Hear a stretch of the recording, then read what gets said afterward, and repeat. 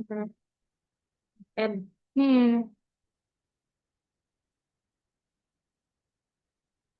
L.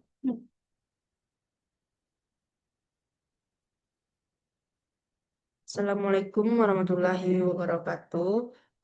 Sebelumnya perkenalkan nama saya Bella Donita dengan NIM 2400997 dari sesi 129 nomor urut absen 9.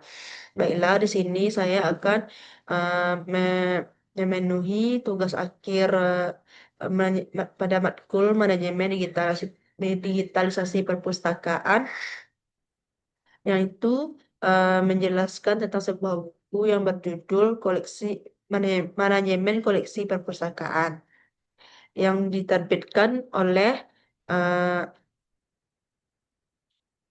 Sukabumi Press pada tahun 2009, yang penulisnya yaitu Syah Yuman. Misalnya, ya,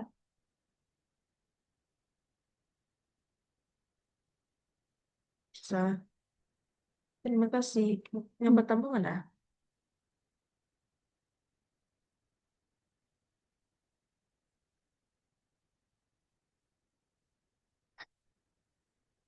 Baiklah. Saya akan menjelaskan bab pertama. Yang pertama itu ada jenis koleksi perpustakaan.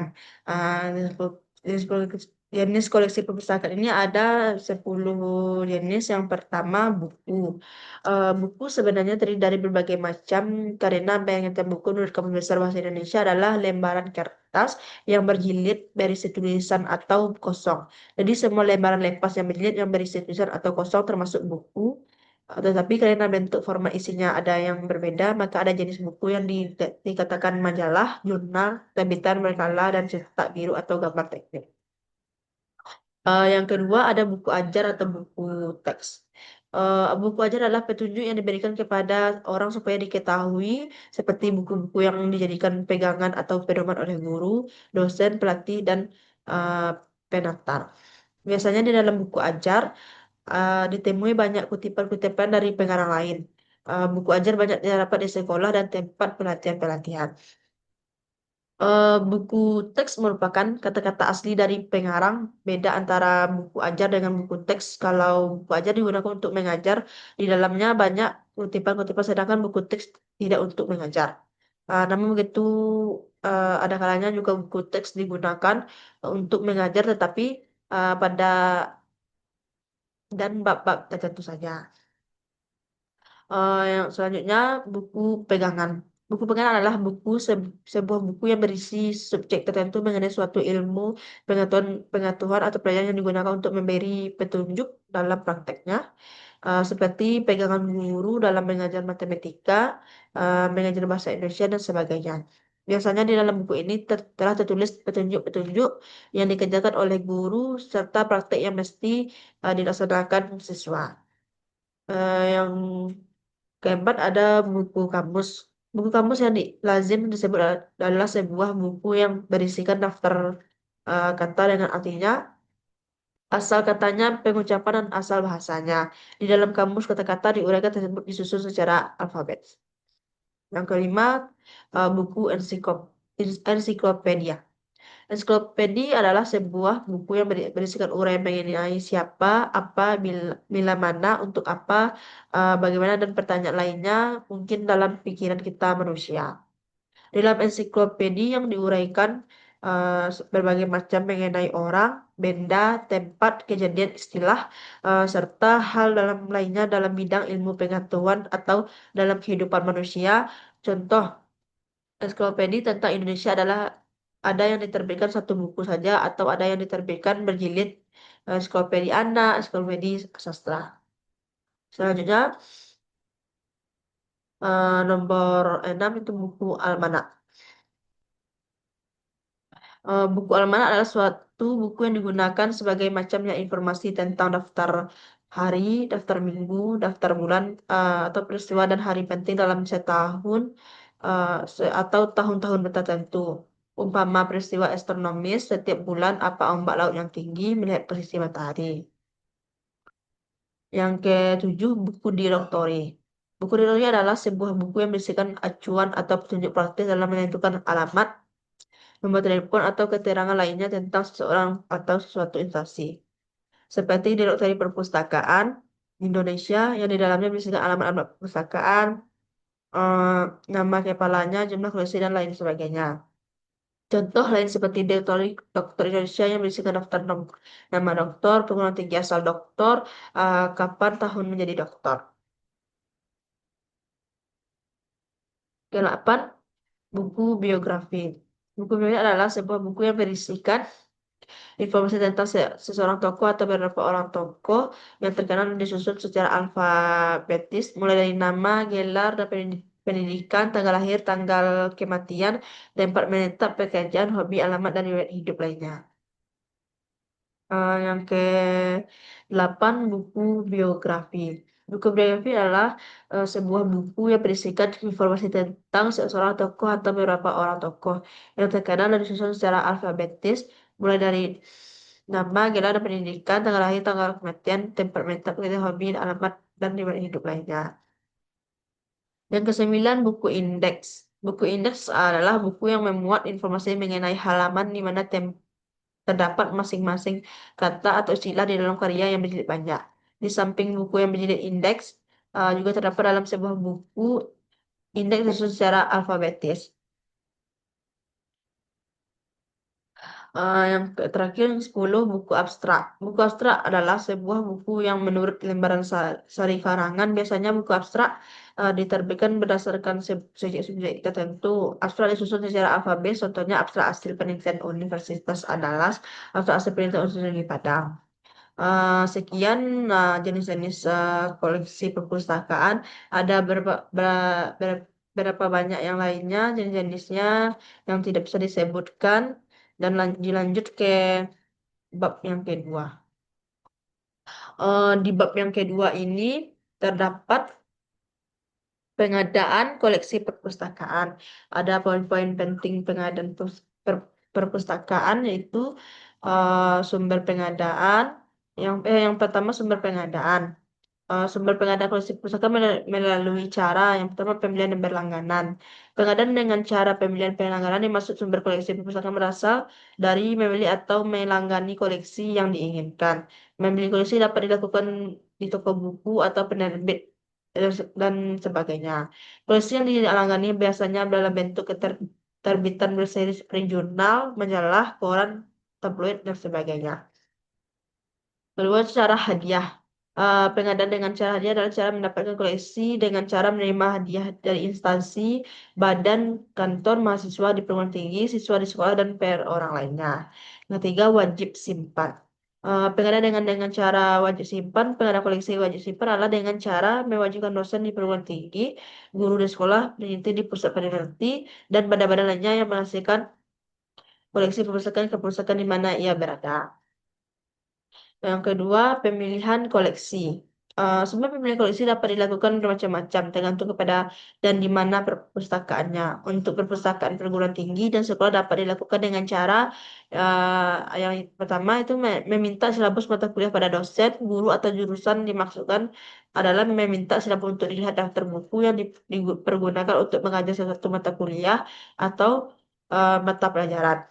Yang kedua, melihat pada katalog penerbit atau berita buku dimaksudkan adalah melihat katalog yang diterbitkan oleh suatu penerbit. Biasanya, suatu penerbit mengirimkan daftar buku yang diterbitkannya setiap tahun ke perpustakaan. Kalau tidak, kita bisa memperoleh katalog penerbit dengan meminta langsung ke penerbit atau mengunjungi suatu pameran.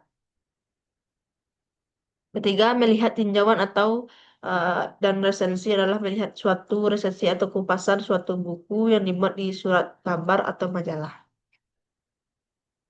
Yang keempat, yang ketiga, proses pemilihan. Eh, Proses pemilihan unsur pemilihan koleksi dapat berasal dari dosen, mahasiswa, dan karyawan di perguruan tinggi, eh, guru, siswa, dan karyawan di perpustakaan sekolah. Penelitian di perguruan penelitian dan anggota badan atau instansi di mana perpustakaan itu berada.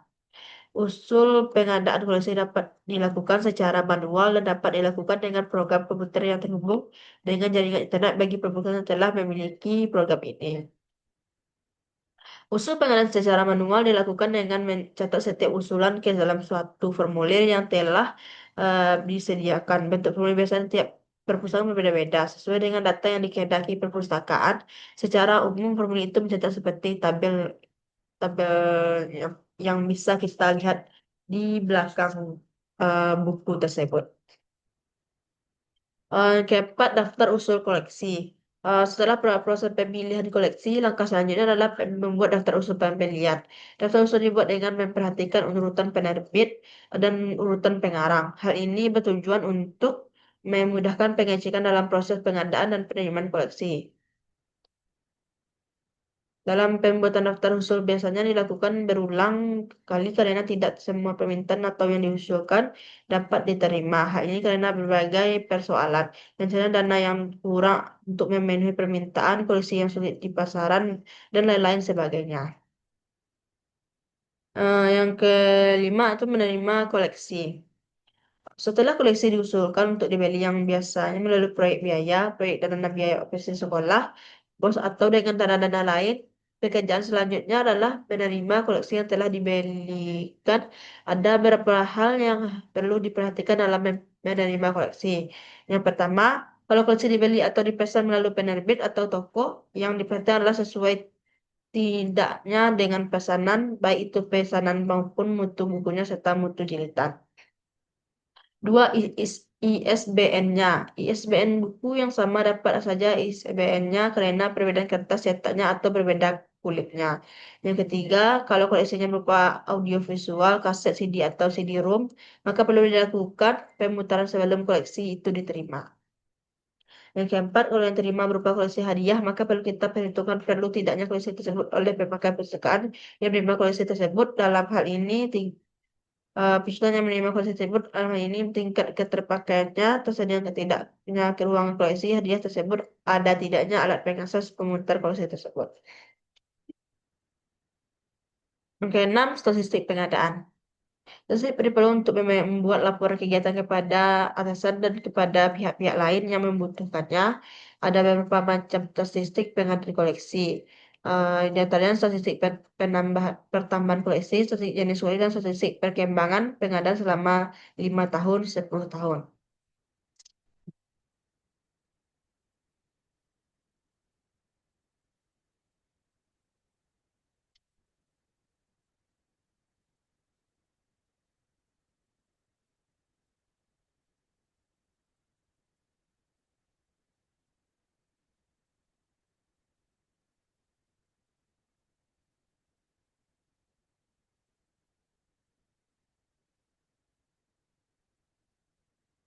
Untuk dulu hilang momen.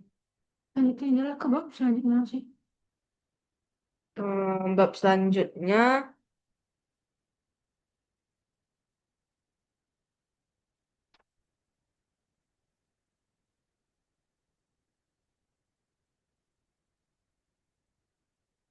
bab selanjutnya itu pengolahan koleksi, inventarisasi koleksi.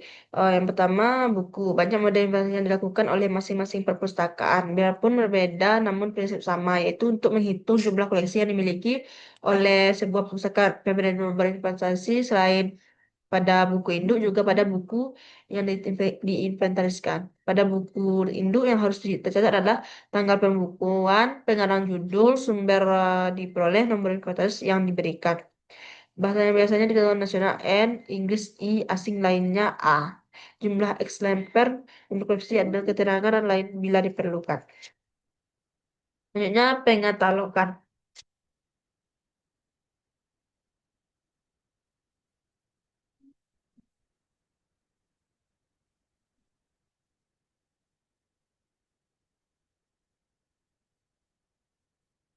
Sesudah buku diinventaris, langkah kerja berikutnya adalah pengatalogan.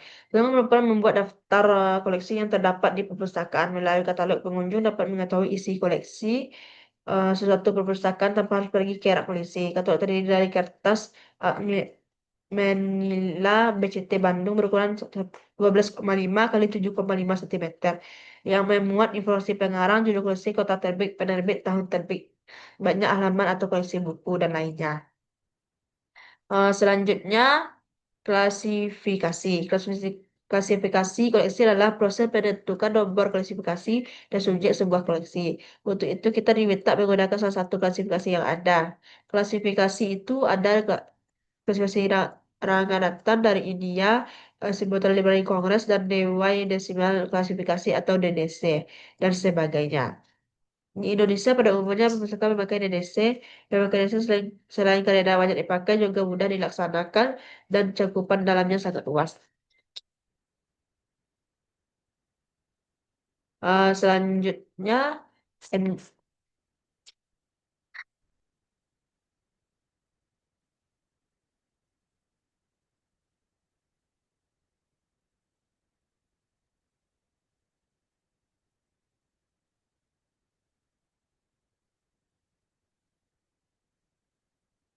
Allah,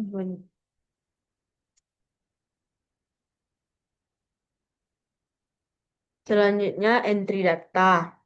Data ialah memasukkan data koleksi ke dalam mesin hingga data koleksi dapat terbaca dengan nyaman dan jelas serta dapat ditelusur dengan cepat. Entry data dilakukan dengan dua cara, yakni entry data manual dan entry data ke komputer. Entry data manual dilakukan dengan mesin ketik atau komputer bisa tanpa mempergunakan program tertentu yang khusus pengolahan data perpustakaan. Selanjutnya, penyelesaian fisik. Pekerjaan penyelesaian fisik adalah menyelesaikan pekerjaan semua ketentuan perpustakaan pada semua koleksi.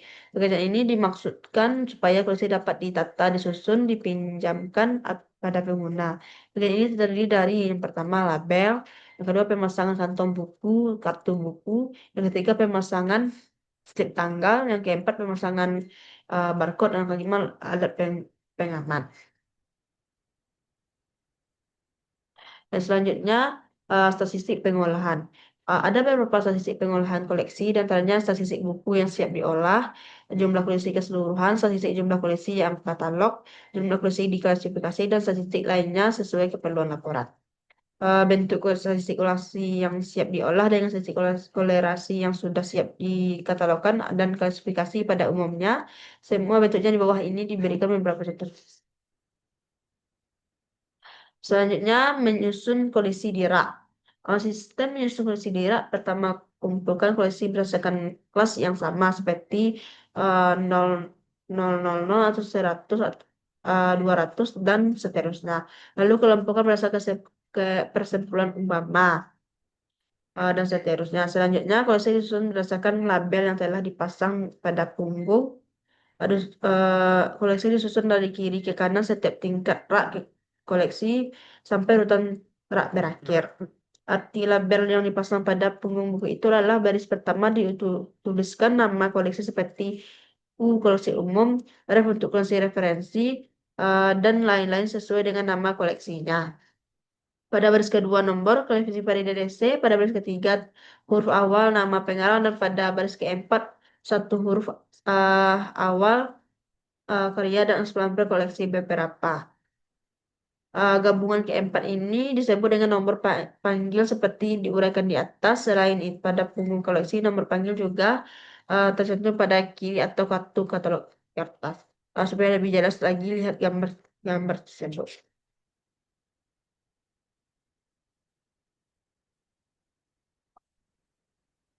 Selanjutnya bab 4 yaitu layanan koleksi. Ada dua layanan. Yang pertama titik layanan. Dalam memberikan pelayanan koleksi biasanya dilakukan dengan membagi titik layanan. Jumlah titik layanan tergantung kepada besar kecil perpustakaan dan banyaknya koleksi perpustakaan serta sumber daya manusia yang dimiliki perpustakaan. Pada umumnya di sebuah perpustakaan yang kecil untuk suatu titik layanan dilayani oleh satu orang petugas. Dan pada perusahaan besar untuk satu titik layanan mungkin petugasnya lebih dari satu orang tergantung banyak pemakai yang dilayani. Selanjutnya peminjaman koleksi. Model peminjaman koleksi tergantung kepada sistem yang dianut perpustakaan. Untuk perpustakaan perguruan tinggi ada dua model sistem pinjaman. Ada yang sudah menggunakan sistem elektrik dan yang masih sistem manual. Pada sistem elektronik semuanya diproses oleh sebuah elektronik, mulai dari data koleksi, kartu pengunjungnya, dan sampai pada sistem peminjaman. Metode ini, metode ini pengunjung mencari koleksi yang akan dipinjam di rak penyimpanan. Selanjutnya membawa ke bagian peminjam. Di bagian peminjam diminta memberikan kartu perpustakaan elektronik. Misalnya kartu perpustakaan ini dirancang khusus yang multifungsi untuk kartu perpustakaan, kartu mahasiswa, dan kartu ATM pada salah satu bank. Di bagian peminjaman, petugas akan menggesekkan pada alat-alat yang disediakan.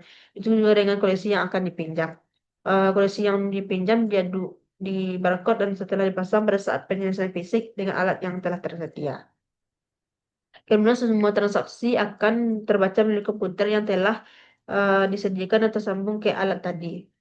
Mulai dari nama peminjam, nomor induk mahasiswa, fakultasnya fakultas apa, jurusan apa, judul buku yang dipinjam, dan kapan harus kembali. Dengan sistem ini, kita tidak perlu lagi membuat atau menghitung statistik, sebab pada sistem ini statistik sudah diprogram sedemikian rupa, kita tinggal pencet statistik apa yang diperlukan.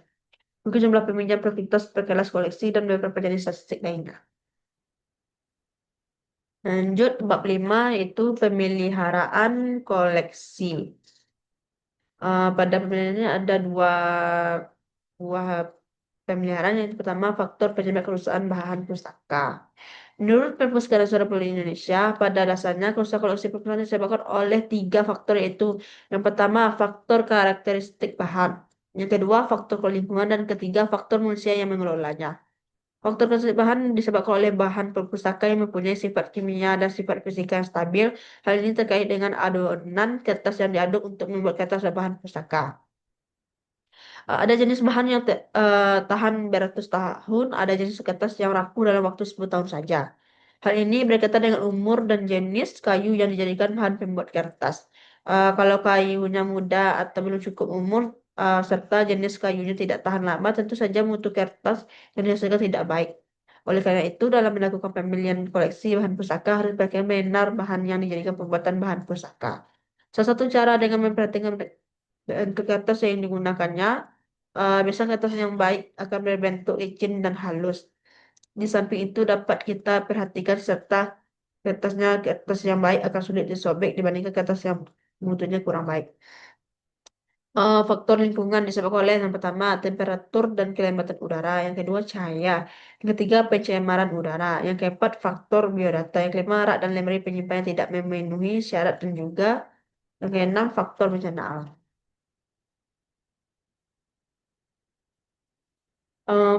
eh, Faktor manusia disebabkan oleh satu kualitas kertas yang dipilih dan tingkat pemakaian yang terlalu sering juga menyebabkan bahan pusaka menjadi rusak. Yang kedua, faktor tinta yang digunakan dalam pencetakan yang menyebabkan rusaknya bahan pusaka seperti mudah pudar dan terjadinya perlawanan zat antara kertas dan tinta.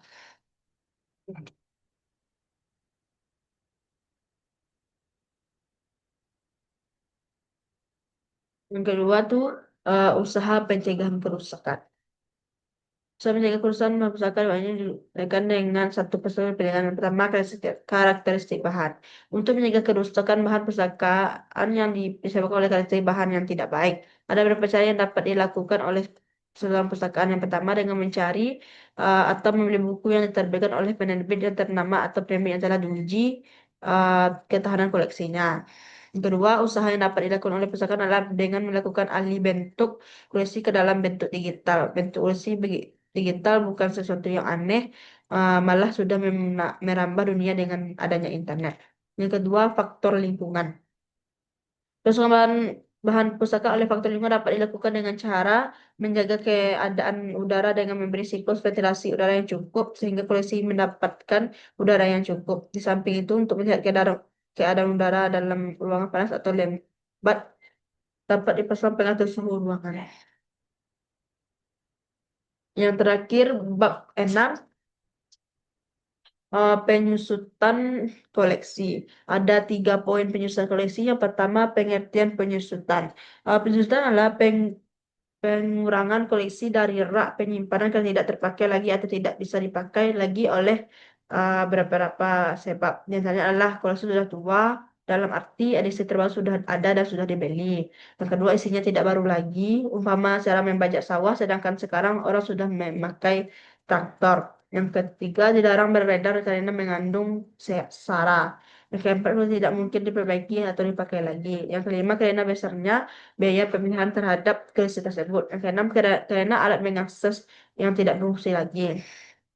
Yang ketujuh, koleksi yang mengandung penyakit karena timbulnya persenyawaan yang diakibatkan oleh kelembapan. Yang kedua, tujuan penyusutan koleksi. Tujuan dari menyusutan koleksi yaitu menjaga koleksi yang baik agar tidak ikut rusak. Yang kedua, tersedia koleksi yang siap pakai di perpustakaan, koleksi yang tidak siap pakai sudah tersingkir dan dari koleksi. Tiga, tersedianya koleksi yang tidak mengandung sara.